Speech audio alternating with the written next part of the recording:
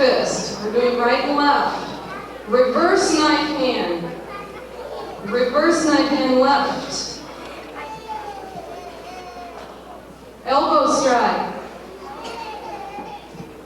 4 fist punch. 4 fists. And a twin knife hand. He will need a lot of quiet.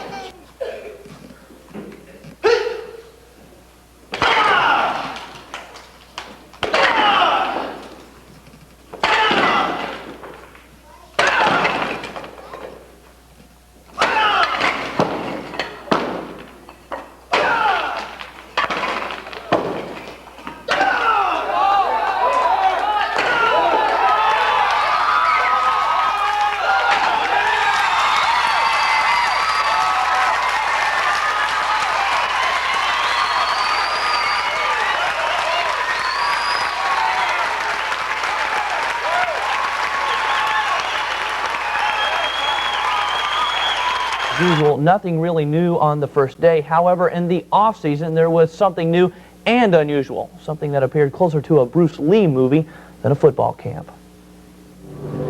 When Bob Stoll was looking to keep his Tigers loose in the off-season, he turned to the arts.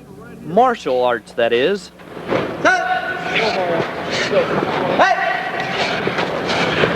Taekwondo is great for flexibility more than anything else. I mean, that's what we're really looking at it. The ability to, be very flexible obviously enhances any athletic competition. And so what we try to do is bring in a person involved with Taekwondo and get them involved with flexibility. Hands up by your chest. Okay, from here, remember, butts of your hands, fingers back. We're going to breathe, explode, out and back. Out and back quick. My count. Ready? 1, 2, 3, 4, 5. They're on the field and they're running. They're doing everything real quick. So I'm trying to use some of the flexibility that will help them prevent injury.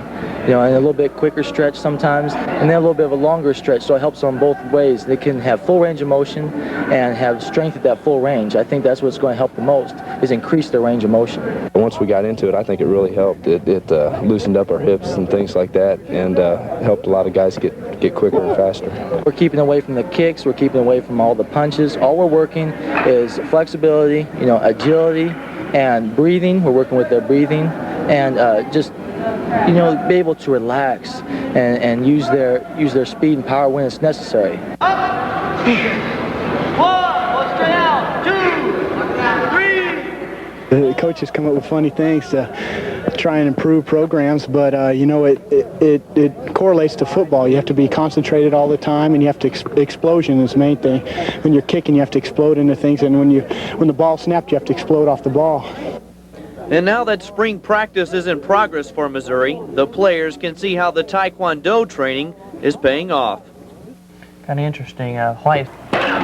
Paul Dexter is a Taekwondo instructor at Connors International in Columbia. On Saturday at West Junior High, Dexter did what nobody has ever done before, breaking concrete slabs at 10 different stations with various parts of his arms and hands. Aside from being an instructor, Dexter is also the national Taekwondo heavyweight champion in fighting and power kicking. He hopes he can be an inspiration to his students. I'm just going to keep on adding to the bricks, the concrete, and just keep on pushing for more. That way I'll help inspire my students and make our school a better school. Dexter performed his feat at an exhibition during the first annual Missouri State Taekwondo Championships. World Junior Welterweight Kickboxing Champion Fabian Nunez also performed, doing a specialty break of 4 pieces of wood at the same time. Students from around the state competed in the event. Connors International in Columbia has about 150 students, ranging in age from 4 to 50. I want to get my kids into self-defense and to get them just some good discipline.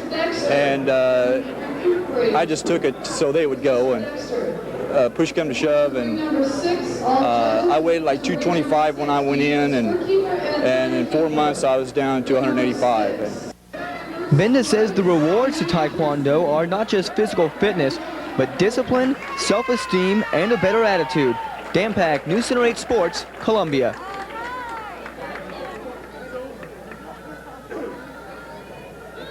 Do team. As News Center 8's Michael Kim tells us, these two taught their opponents a thing or two.